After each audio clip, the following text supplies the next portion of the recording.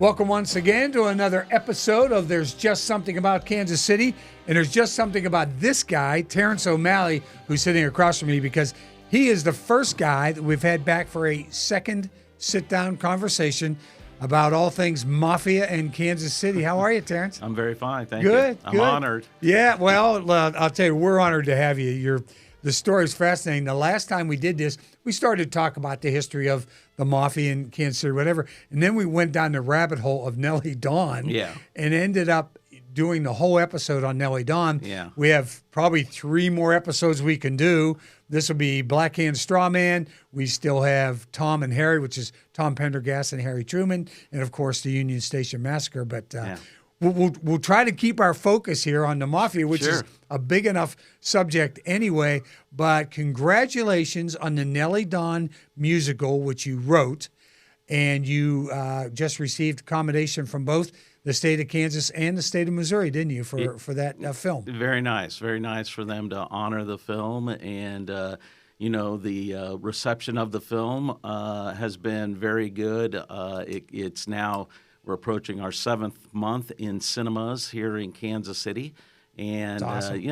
Normally a film will run, 3 to 5 weeks at most, but people keep coming to see the film and enjoying the music and enjoying the story and the history and everything. So, no, couldn't be happier with it, really, frankly. Yeah, right. And it was Nelly Don, the musical, which you go, okay, here's this woman. She had an affair with James A. Reed. She got kidnapped by the Mafia.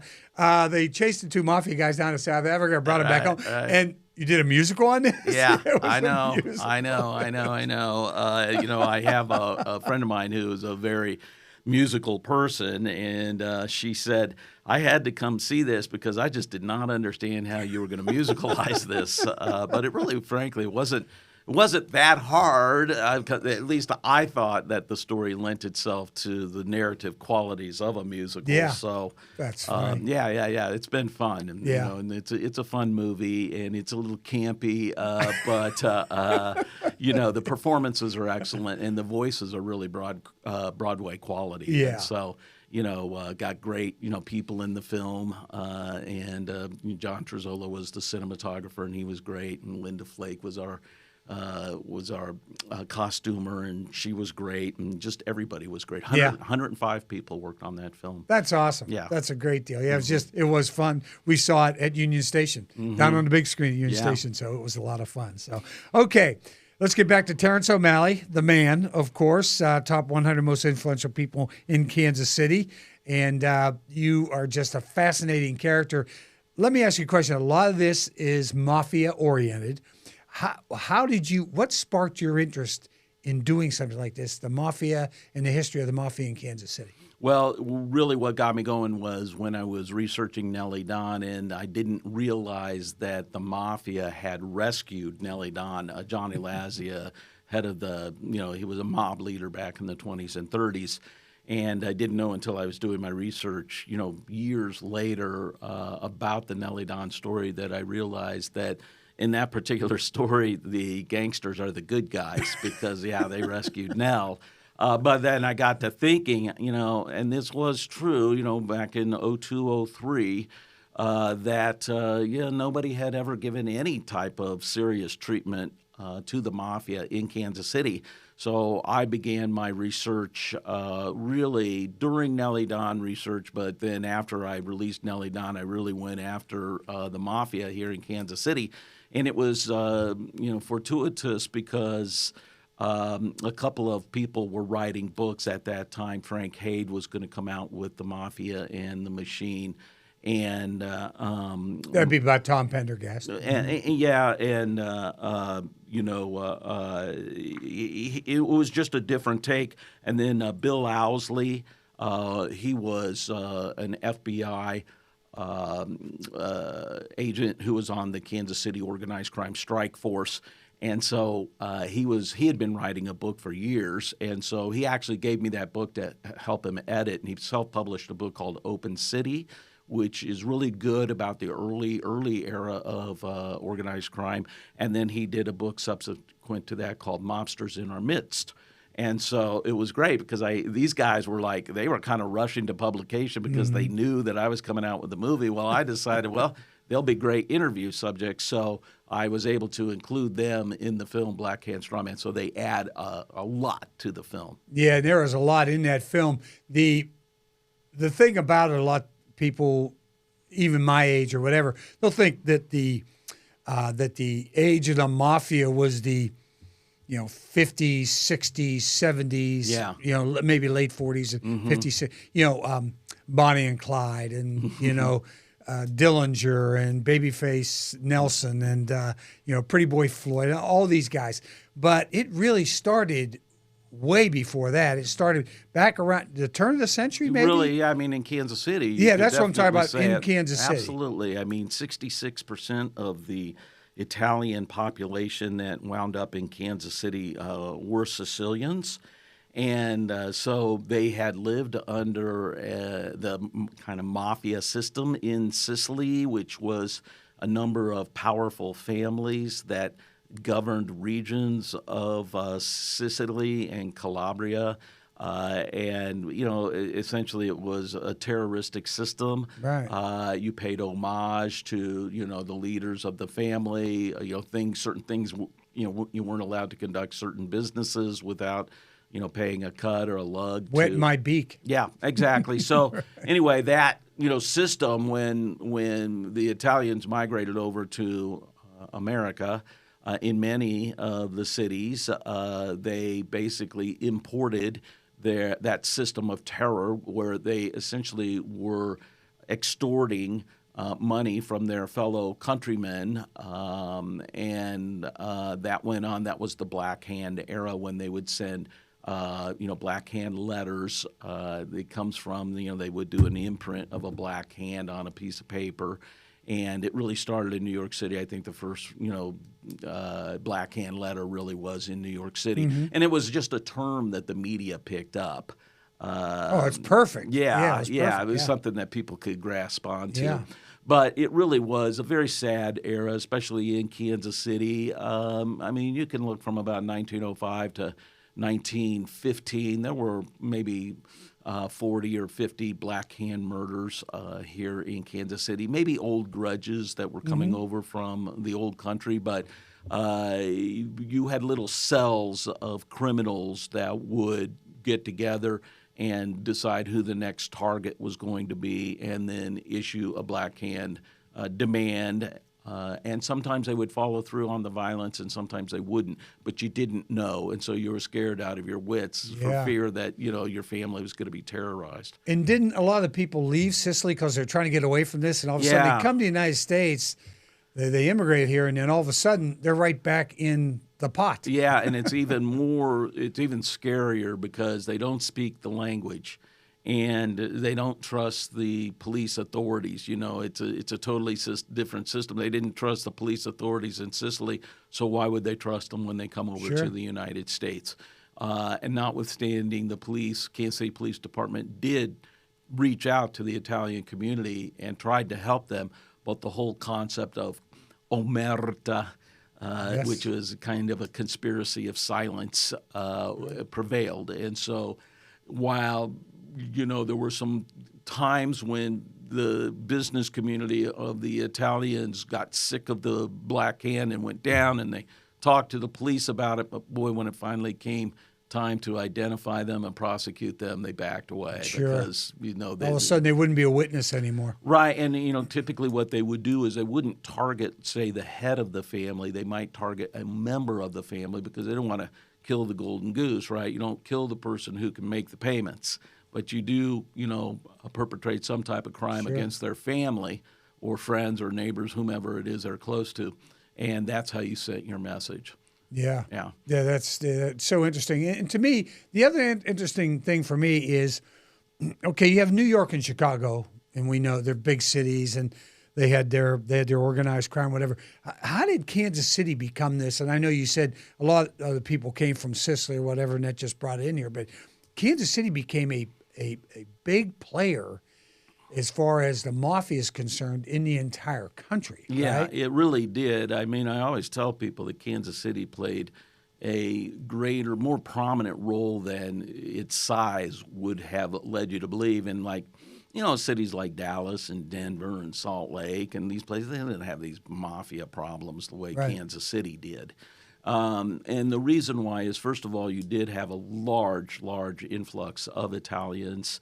I mean, by 1930, there were something like 10,000 Italians, Right. basically crammed into Little Italy on the north side of Kansas City, which would basically be described as, say, Grand Avenue on the west, Independence Avenue on the south side, maybe Lydia or Tracy on the east side, and then the river, and then there's just tons of Italians packed in there. And so highly congested and highly vulnerable to the criminal activity. Well, anyway, so Kansas City became, I think, what solidified Kansas City's ongoing influence in the national syndicate was the Pendergast machine, because the Pendergast machine allowed our Italian gangsters to thrive. So that even when the Pendergast political machine went down in 1939, when Tom Pendergast was sent to prison for tax evasion, that was the end of the political machine, but that wasn't the end of the mafia here in Kansas City. And by that time, the national syndicate had been formed. And Kansas City was always under the dominance of Chicago, more so than New York. I think St. Louis was controlled more by New York, but Kansas City was kind of more under the Capone organization. And really, St. Louis did not have a, they had some gangs, back there, but it didn't flourish the way it did in Kansas City under the Pendergast machine, which, of course, their MO was to allow all these sin businesses to operate here in Kansas, gambling places, liquor distribution. During Prohibition. Yeah, prostitution, obviously. And a lot of narcotics ran through Kansas City during the 20s and 30s, heroin especially. And so it just got stronger here. But then when Pendergast went down, well, the criminal elements, they didn't go away. I mean, they still had their, wares to ply. And so it really hung on during the 1940s after, Pendergast went to prison. Yeah, and the other thing for me is, what was the attraction for all the people from Sicily to come to Kansas City? Was there an attraction here? Because they could have gone to Chicago or to New York, sure, or to Miami or wherever. Why can't? What was the attraction that brought everybody here? Well, so a lot of Italians decided, because they heard that there were jobs out west, and so. And these people were laborers. Yes. They were working class people. And so instead of getting off the boat in New York or Boston, say, they took the boat around to New Orleans. That's why you have a very large Italian section in New Orleans. And then they would take the riverboats up to St. Louis. Of course, you have the hill section in St. Louis. But they would stay on the boats and come on over to Kansas City, because Kansas City was just booming economically. There was just so much industry going on here, because really Kansas City was the largest city between here and San Francisco and Los Angeles till well after World War II.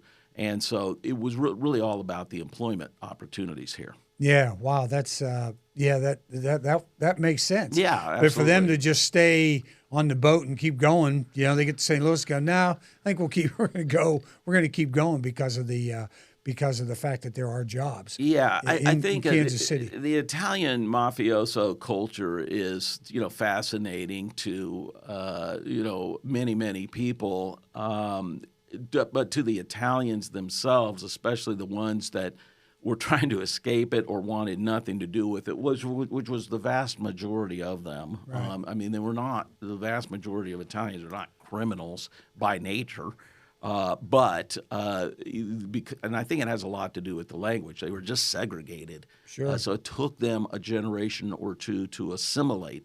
And so in the interim, they're clustered with each other, and they're poor.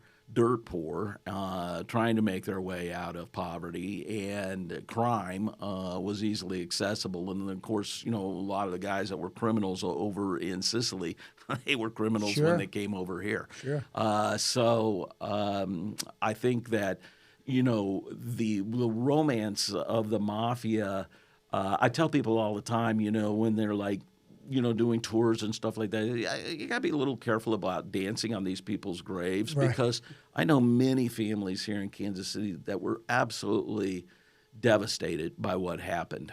Their families were the victims of organized crime. Right. Now, I will say this, that Kansas City's criminal mafioso were very good, generally speaking, about keeping it relative to business.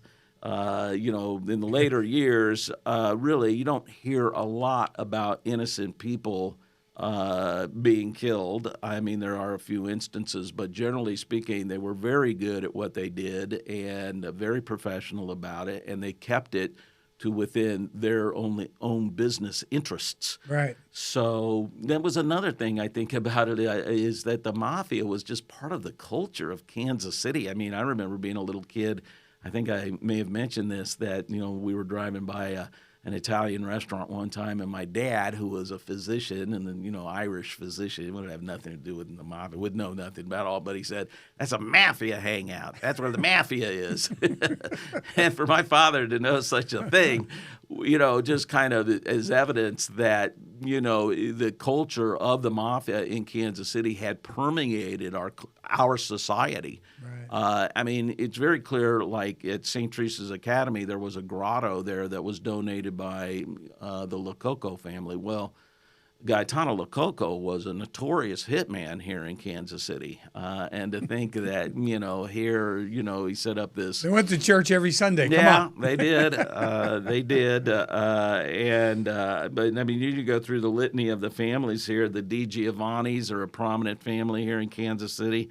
And, Joe Di Giovanni and his brother, Sugar House Pete Di Giovanni, were serious perpetrators of Black Hand extortion, and then later on, just part of the syndicate. They would have been what they call the Mustache Petes. Mm-hmm. Sometimes they called them greasers, had various names for them. But they were kind of the elder statesmen of the mafia here in Kansas City. Another guy was James Balistreri. And they're all related. They've got cousins, Sure. all over the place, and they're all related. I will say this: I think that most of the mafioso who were successful, they did not want their children to go into this line of work. And that's why you find so many Italians who are in professional positions. They're engineers, architects, Right. physicians, attorneys, what have you. And so they have elevated themselves. They didn't continue to perpetrate maybe what their parents or grandparents did. But nevertheless, they do suffer from the association that people have with Italians and organized crime, especially in Kansas City. Yeah, right. And so this era in Kansas City went from like the 1900s, okay, to about 1980? I draw it at 86. And, 1986, Well, the okay. reason, I mean, there was a little bit of activity that continued after that, but in 1986, they had the second Strawman prosecution. And Strawman was the FBI code name that they gave to the investigation of the casinos in Las Vegas. And so that investigation was anchored here in Kansas City. And so they had a first round of prosecutions, I think, in 82, maybe 83. And then they had the second round in 86. And I really think that put the stake through the heart of the mafia as we would have known it. Yeah, right. And so that is about the book, Black Hand Strawman. That's where the Strawman comes from. Yeah. And we know where Black Hand originated with the Yeah. hand on the letters. Strawman and the idea behind Strawman, what was the significance of that name, Strawman? Well, because it had to do what a complicated situation it was, and how the FBI discovered it is just fascinating. But they overheard Tuffy DeLuna and Cork Savella, maybe some others, talking about it in code, talking about activities going on out in Las Vegas, and because they were investigating some local murders here.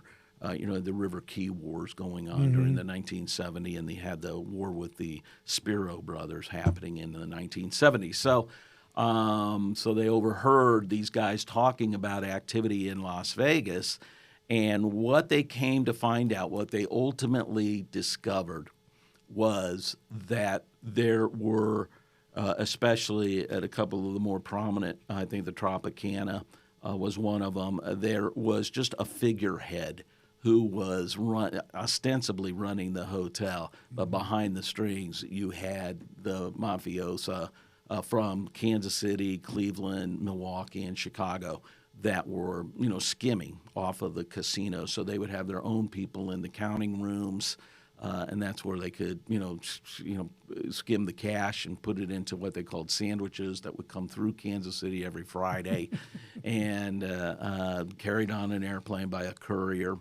And then it would go to Nick Savella, who then would divide it up again, with his crew here in Kansas City.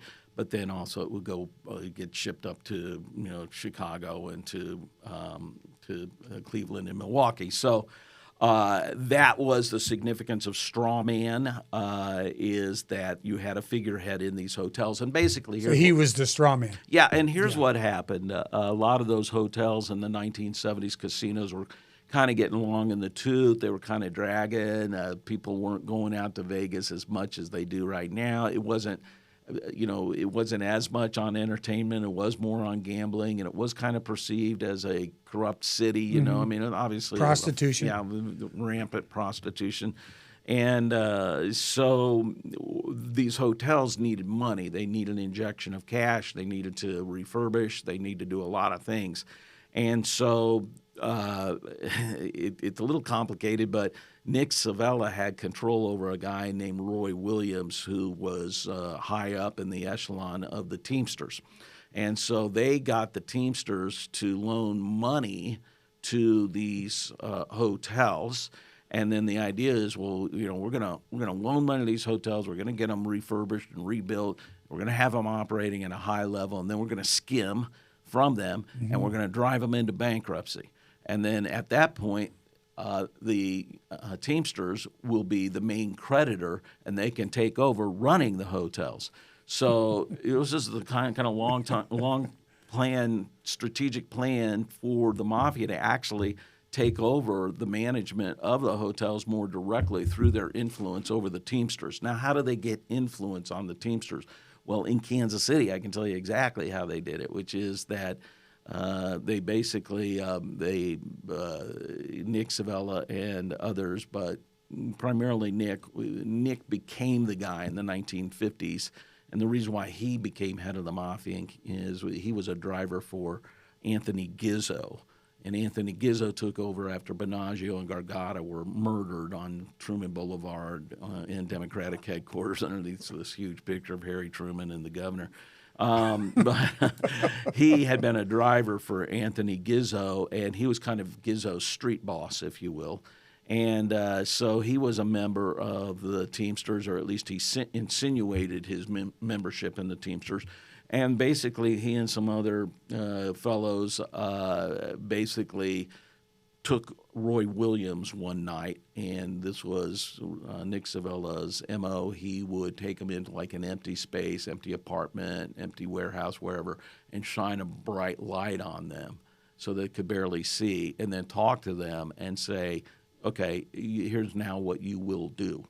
He threatened Roy Williams very explicitly. He said, if you do not do these things, we will kill the members of your family, and then we will kill you. But we will kill them first so that that we wiped out your family. So Roy Williams was scared to death of Nick Savella from there on. They got along civilly, and they meant, but at the end of the day, it was under duress and threat that Roy Williams did what he did. And I believe, you can correct me on this, but I believe Roy Williams was under indictment when he got nominated to be president of the Teamsters. I mean, that's how powerful the mob was in terms of elevating these guys because they were all under, suspicion and FBI surveillance and investigation. And yet here they were, continued to just rise to the top of this, major organization. And of course, they used money from the pension plans of the Teamsters to loan the money to the hotels, which then they were going to drive into bankruptcy and take over. So, so that's what the strawman part was all about: is just putting these figureheads into these hotels. Yeah, and so in the I mean, this is so much The Godfather. Yeah, I mean, there's just so many of these elements that are in those Godfather movies. Well, and I think it's interesting that in the original Godfather, the first Godfather 1, they have a meeting of the 5 families, and then other mafia family representatives, and of course they recognize Kansas City, and that's because Kansas City was an integral part to the overall syndicate system. Right, it contributed to it quite a bit. Yeah, it was amazing because you talk about this, and it's you can also remember, this isn't personal; it's business. When we're going to kill somebody, sorry, Gotta so, go. So it's so interesting, and I guess then the prohibition ends up during part of this period of time in the 20s, and you get a prohibition for the Volstead Act, and the deal is I guess I read it somewhere where during Prohibition, during the whole era of the Prohibition, where it was illegal to have booze, whatever, that there was not one arrest made in Kansas City because of Prohibition, because somebody broke the law. Yeah, is that right? Well, or is it a great legend that we're just going to? Well, I can tell you this: Kansas City certainly was among the wettest cities in the United States during Prohibition. But for sure, along Independence Avenue was a notorious nightclub, known as Dante's Inferno. And it was right down the street from the, I think it's the Nolo Lusco flower shop. And above those two businesses was a warren of rooms where vagabonds and itinerant Italians and people would come and sleep, and, basically it was a flop house, Well, federal prohibition agents, Kansas City police, I don't believe ever arrested anybody for prohibition. I'm talking about Kansas City police. Right. But you did have federal officers around. And so they did a raid one night into this warren of rooms that was above the Lusco Noto flower shop, Dante's Inferno. And they had a bunch of guys, they went into the rooms with guns and had a bunch of guys there. And one of the guys just started a shootout and shot a federal agent right there and killed him. And then he ran downstairs and he shot this poor black man that was just walking along the street who got in his way and shot and killed him. Just get out of my way. Well, that was Pretty Boy Floyd who shot that agent. So, they were attempting, I know for sure they were attempting to make arrests during this era. And I do believe some guys got arrested, but, whether or not, prohibition, I don't know, because, they weren't making wine or beer or whatever up there. So that's it. But they were distributing it. No. So. Oh, they weren't. I mean, I don't know what they were doing up there. All I know is prohibition agents went up there to effect a bust, and presumably for prohibition. Yeah. Right. So violation of the Volstead Act, but they didn't get very far with it because Pretty Boy Floyd just started shooting.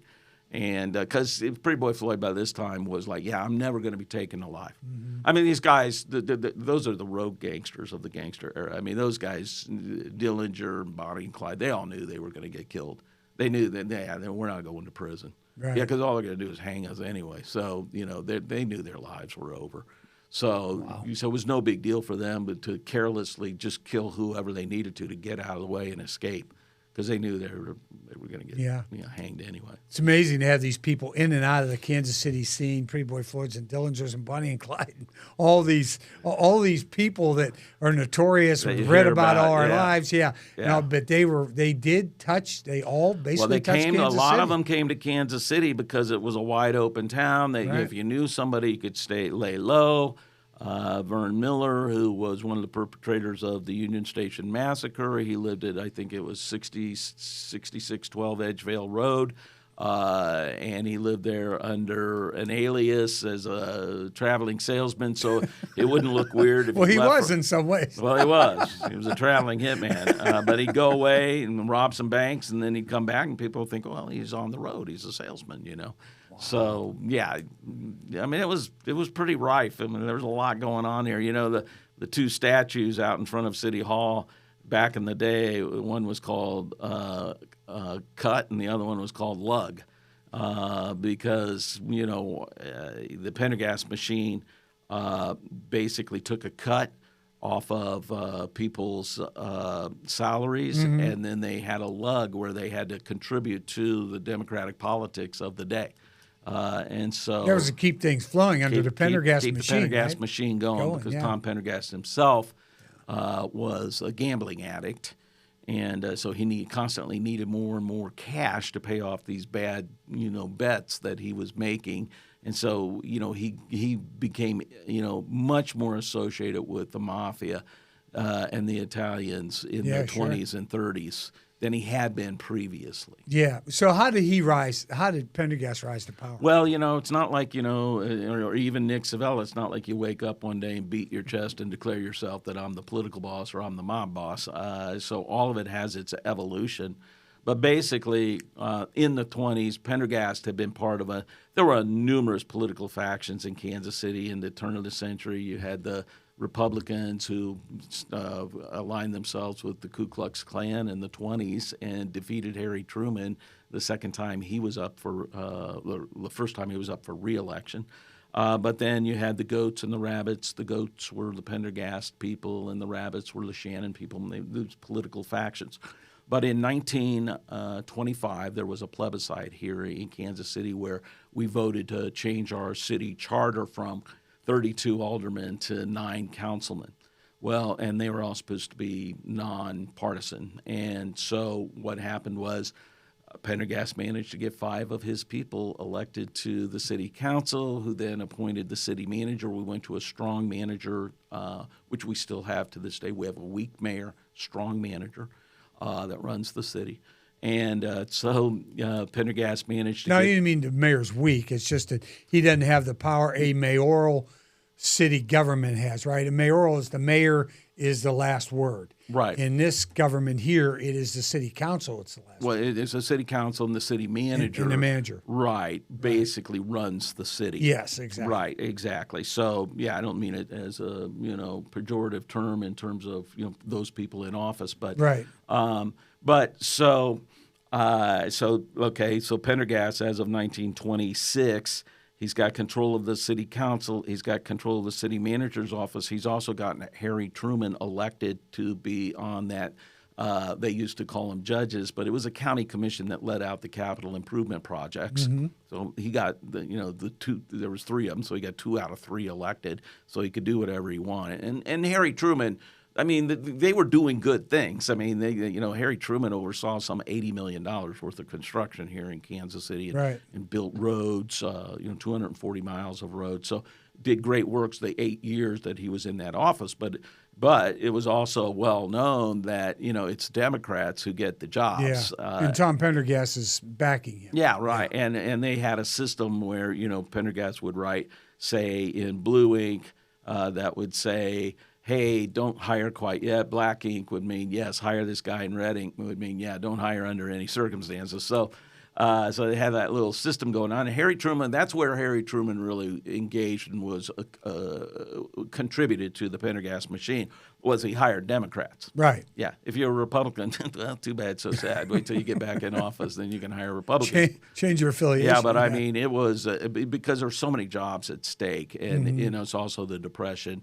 And so if you wanted they were very job, important. Yeah, you had to be politically affiliated. And then in 1928, Johnny Lazia on Election Day kidnapped 4 Pendergast poll workers, put guns to their heads, and basically threatened Tom Pendergast, said, you either give us home rule over the Italian district, political district, or else we're going to kill these guys.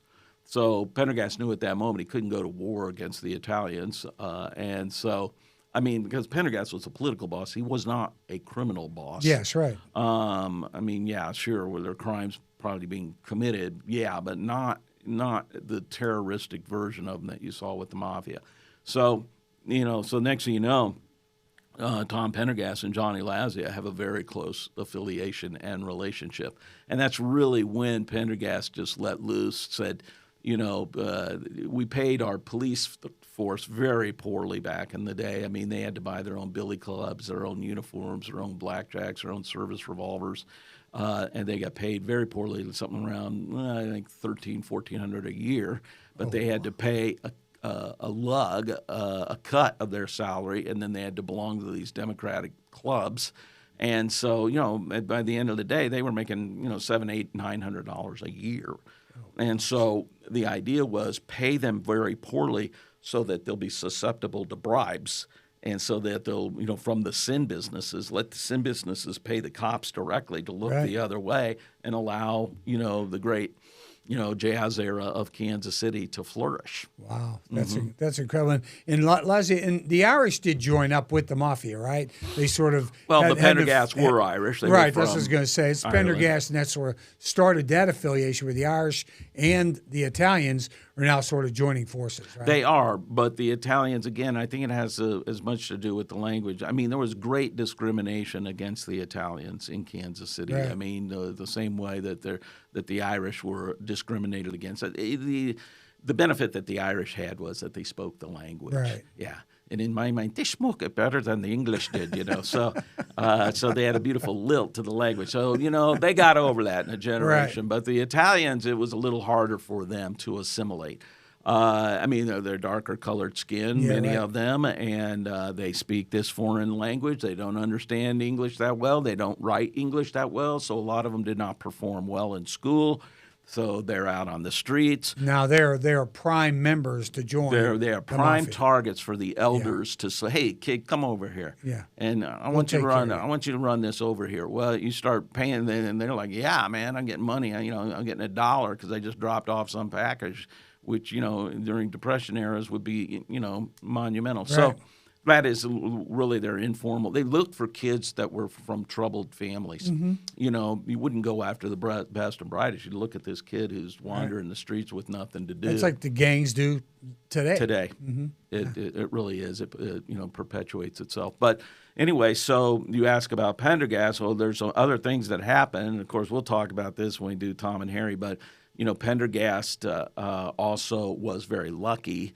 In 1932, the Democratic candidate for governor, Francis Wilson, fell over dead 1 month before the general election, and so Tom Pendergast just handpicked this guy to run for him. And so next thing you know, Pendergast flunky is the governor of Missouri. And then also the governor of Missouri, who was on his way out, a Republican, he vetoed the Republican passed plan, the voting plan, the redistricting plan. So every congressman was running at large, so that if you were, say, from Joplin or from Cape Girardeau or something, you were getting voted on by everybody in the state. And so Tom Pendergast was the only guy in the state who could guarantee 100,000 votes, no questions asked. So that gave him from non-registered or dead voters or whatever. Yeah, right. Cemetery commuters. Whatever. Exactly. Right. That's so, exactly you had that going on. And then when in 1932 at the convention in Chicago, Pendergast struck a deal with the Roosevelt people that all of the New Deal money would flow through Kansas City. Wow. So at that point in time, really after the New Deal got up and running, the WPA programs and whatever, Tom Pendergast really had control over some 80,000 jobs across the state of Missouri. Wow. So that's how you become a political boss. You become very strong like that. Yeah, right, exactly. But he was cheating at the polls, too. Yeah. In 1936, they had the largest vote fraud prosecution in the United States. 279 people got indicted, and they convicted. 278 got indicted, 259 got convicted. Wow. Mm-hmm. And I think 80 some of those actually went to prison. Yeah, so you've never seen a vote fraud process. I mean, that's I think that the election conversation about fraud, is comical. Compared to what happened back in the day. It was real vote fraud back then. Now it's some elderly person who forgot that they were registered in Arkansas and voted twice. That there's your vote fraud. So, yeah, right. Yeah, they were kind of amateur. They're just amateurs. a little bit different. Yeah, Somebody's very stuffing the ballot box. So one of the most fascinating characters I think through this whole thing, and he became the public face of the mafia, was Johnny Lazia. Yeah. So what was his rise through? Yeah, Lazzie was interesting. He was obviously he was a bright student, but he only got educated through 8th grade. But he was sophisticated. He spoke well. He was a handsome guy, and he actually was clerking at a law firm for some while, and everybody thought that he might have a career in the law. Well, in a sense, he did. He had a career in breaking the law. But he got caught. They were strong-arming a saloon owner, and they got caught, and he got sentenced to prison. And some machinations behind the scenes, I think Jim Aylward was very much responsible for it. They got Lazia out of prison after like only 7 or 8 months.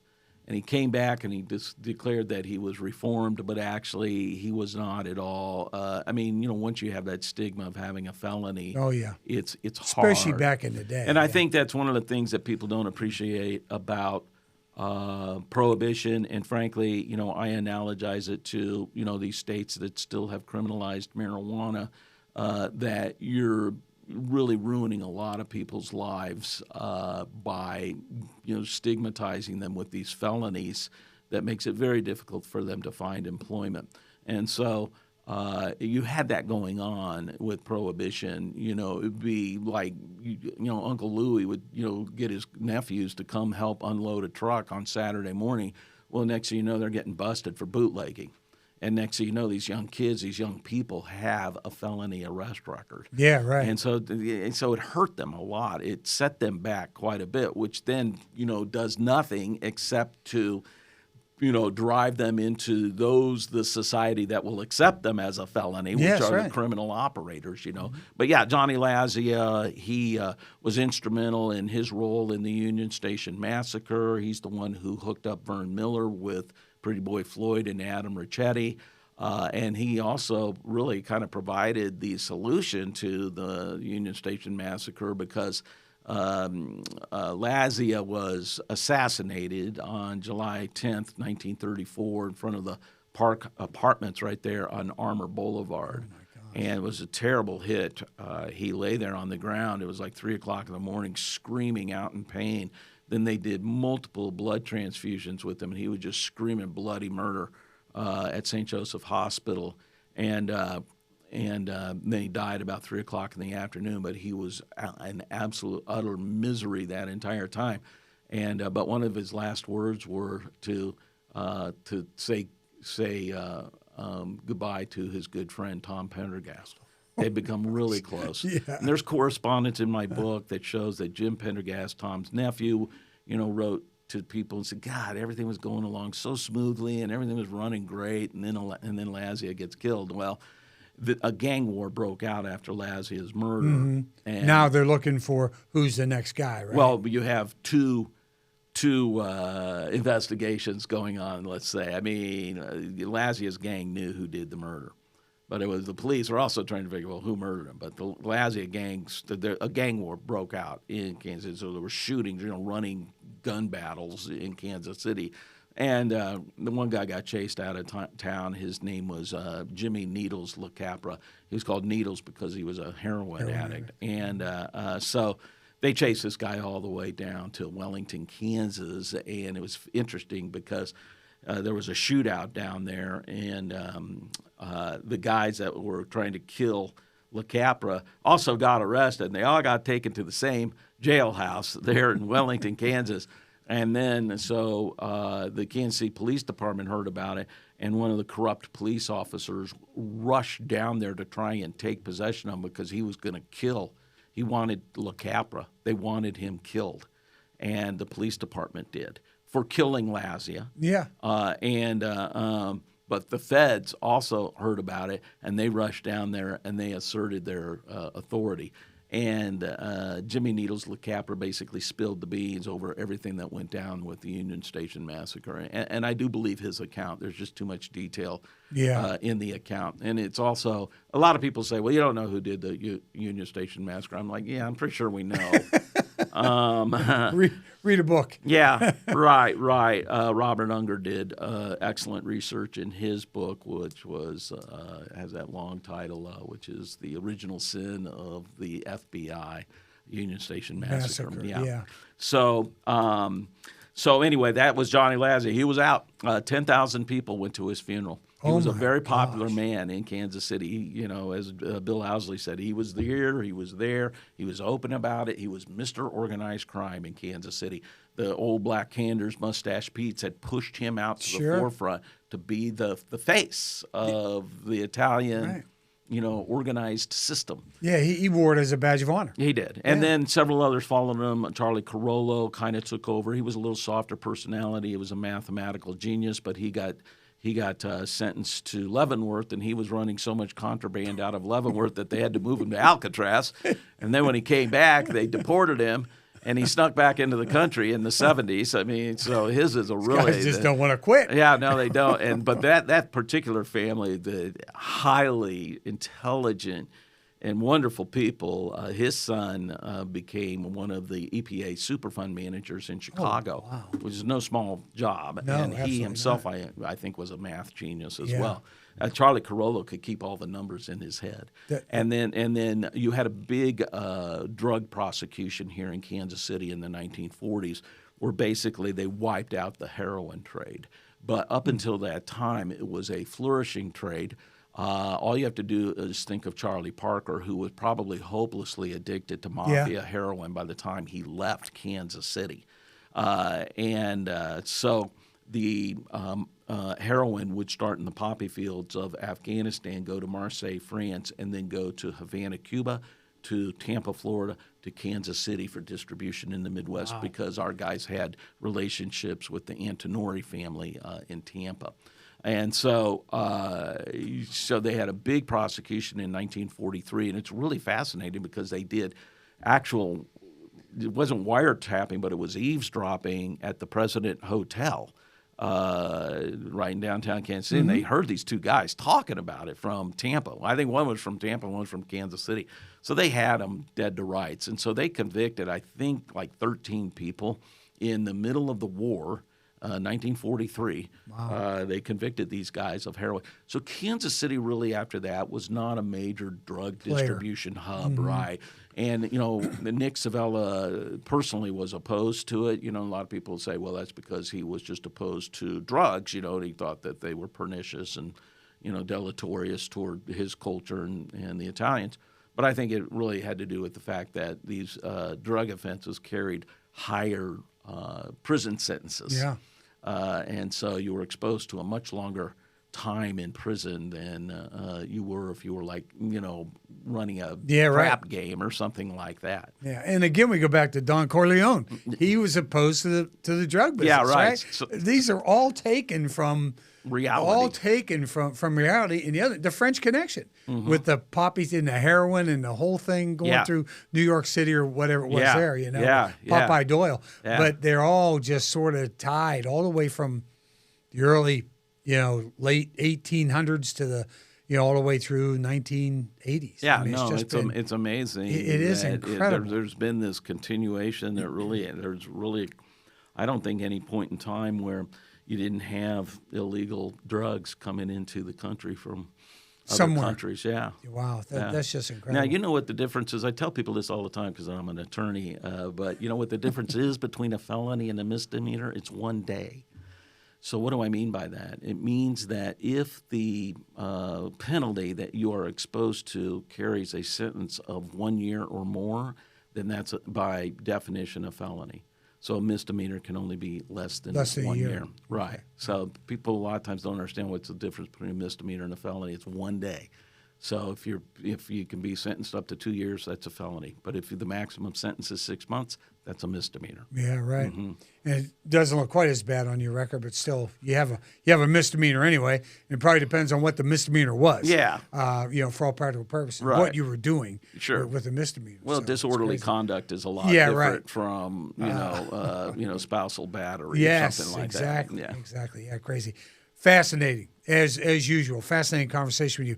We will come back to Tom and Harry, Tom Pendergast, Harry Truman, and the influence on that. We will do that another time. Sure. We'll get together and just we'll have another. Well, we really You'll haven't be the only talked 3-time guest. Well, because the Savella era is where things really. I mean, Yes. I tell people all the time. You would think that when Charlie Binaggio and Charlie Gargata were killed in 1950, which was a national hit, and Harry Truman was president at the time, that you would have thought that would have been the apex of organized crime in Kansas City, but it really wasn't until the 70s when Kansas City's mafia system was stronger than it ever had been. Yeah.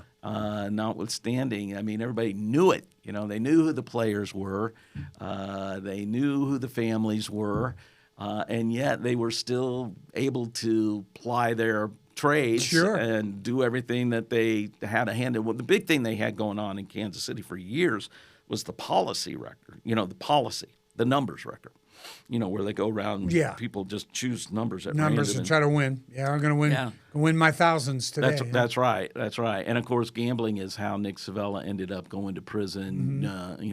Due to the phone call that he made up to the trap on Super Bowl Sunday when the Vikings played the Chiefs in 1970. And that's where Len Dawson got sort of mixed in because he knew them. Yeah. And so they tried to relate his name to them, and then all of a sudden it blew up at the Super Bowl. It actually blew up that weekend. Yeah. I think it was Friday or something because it wasn't this week-long event that it became. And they get there on Friday, and all of a sudden they're talking about Len Dawson, and organized crime, and is he going to throw the Super Bowl? What's going on? Yeah, and then really it was much ado about nothing. Yes, exactly. He was not implicated at all. No, so he was crazy, not. yeah. So, but I mean, you had a lot of events, like that happen, and of course they went to war with the Spiro brothers, and then of course they had the whole River Key thing going on, and Freddie Bonadonna, who owned Poor Freddy's down there. He had a successful bar running. His father was in the mob,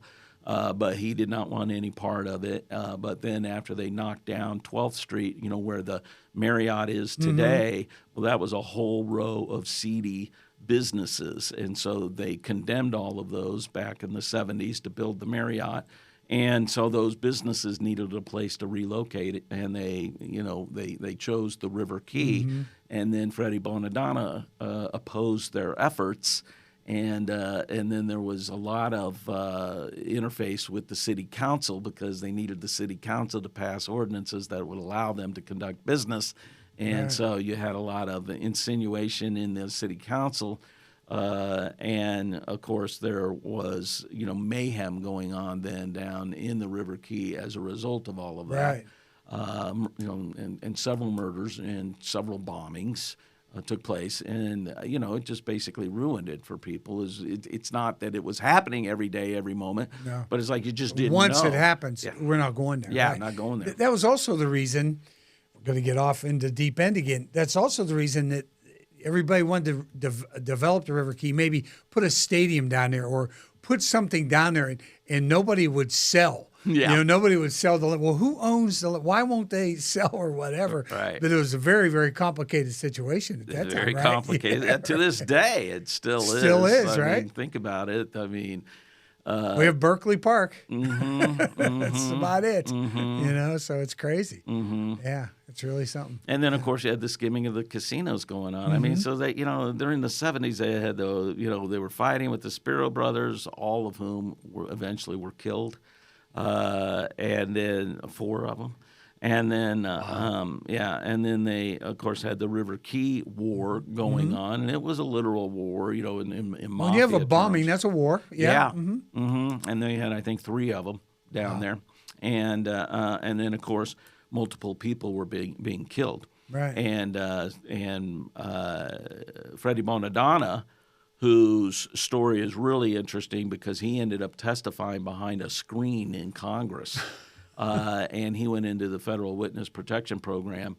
I do have a videotape of a driving tour that Freddie made when he came back. He snuck back into Kansas City, and he drove around the, all the Italian sections and talked about, because he grew up under the mafia system because his father was a mobster, and who was killed by the Savella faction. Anyway, his story is fascinating.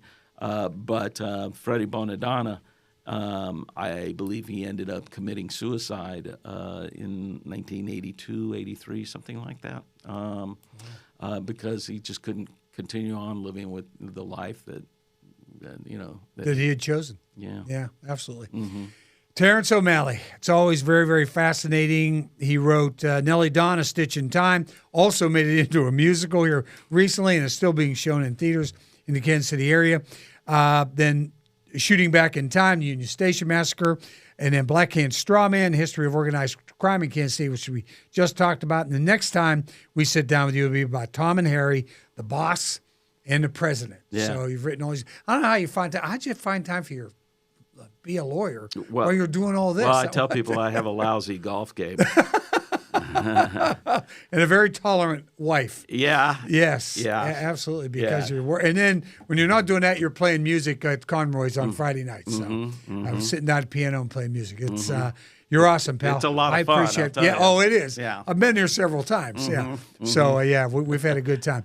Thanks for coming in. Yeah. Well, thanks for having me. Won't be the last time. Okay. Hey, folks. Terence O'Malley. Another reason why there's just something about Kansas City. Very good.